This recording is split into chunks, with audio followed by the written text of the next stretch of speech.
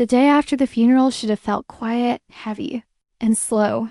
The kind of silence that belongs to grief, yet something about the house felt wrong. Not empty, but occupied by a tension no one was speaking about. Conversations stopped.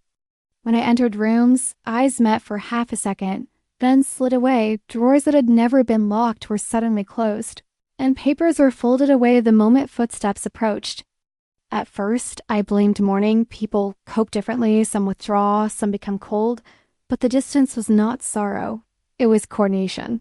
Like everyone already knew something I didn't, and the first real crack appeared when the lawyer arrived. Far sooner than anyone expected, carrying a file too prepared for a death that had barely settled into reality. The new will, he called it, printed cleanly, signed neatly, dated suspiciously close to the final days when the loved one could barely hold a cup, let alone calmly revise legal documents. Yet everyone nodded as if this was normal, as if revisions always happened hours before a life ended, and the shares listed did not match the conversations repeated for years at dinners and gatherings, promises spoken clearly, remembered by more than one person, now rewritten into fractions that conveniently favored the same few faces avoiding my gaze. Small details began forming a pattern, a signature slightly different in pressure and curve, a witness name belonging to someone who had not visited in months, timestamps inconsistent with hospital records, and hurried explanations offered before.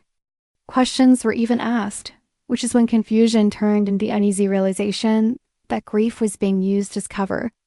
Because every time I paused to think, someone redirected the moment. Condolences, paperwork, urgency.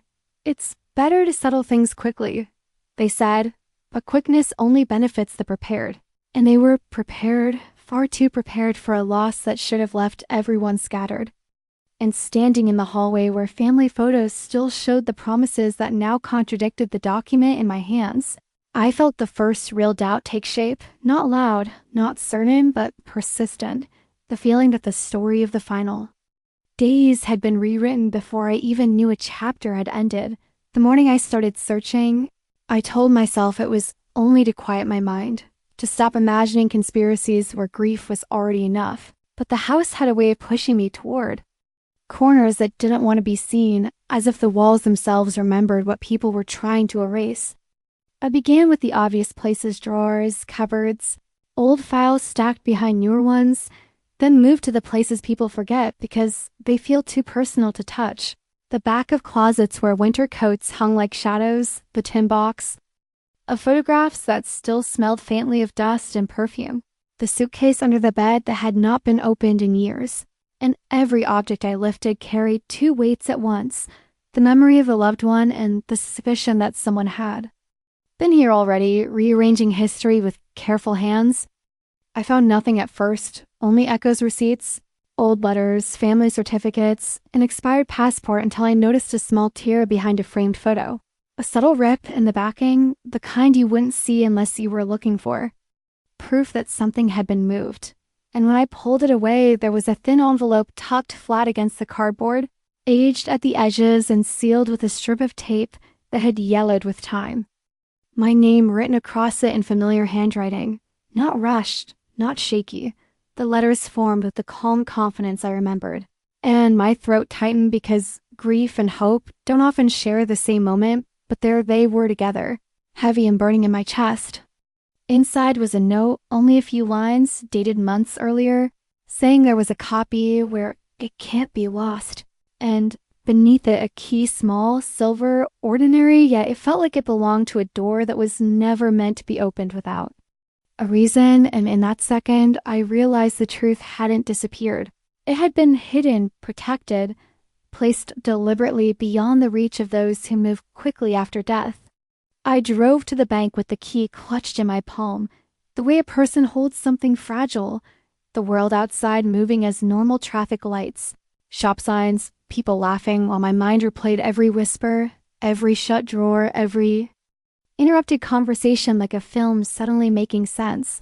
And when the clerk asked for identification and led me to a quiet room, my hands trembled not from fear, but from the strange certainty that whatever I found would change everything. Because once you confirm betrayal, you can never go back to innocent doubt. The locker opened with a soft click, and inside, wrapped in a plain folder, was a set of documents stamped and dated, one copy signed, witnessed, and notarized long before the final days, before illness could be used as an excuse, before rushed.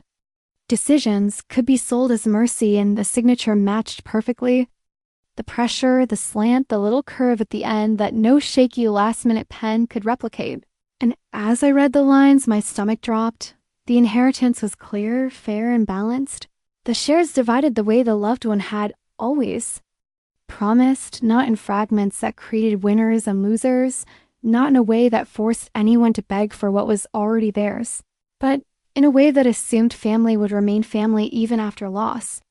And then the most brutal line of all hit me, not written as an accusation, but as a safeguard stating that any later will would be invalid unless confirmed by a specific lawyer and accompanied by a medical capacity assessment, which meant the new will that appeared so quickly wasn't just suspicious. It was designed to fail, a counterfeit that relied on one thing only. No one looking too closely, no one daring to question while grief made everyone pliable. And in that room, with fluorescent lights humming above and the paper steady in my hands, shock turned into something sharper, colder, more personal, because this wasn't an unfortunate misunderstanding or a technical error. It was a deliberate replacement. Theft dressed up as legality, and the betrayal didn't feel like a single person's crime. It felt like a family decision. A shared silence, a coordinated distance that suddenly had a clear purpose.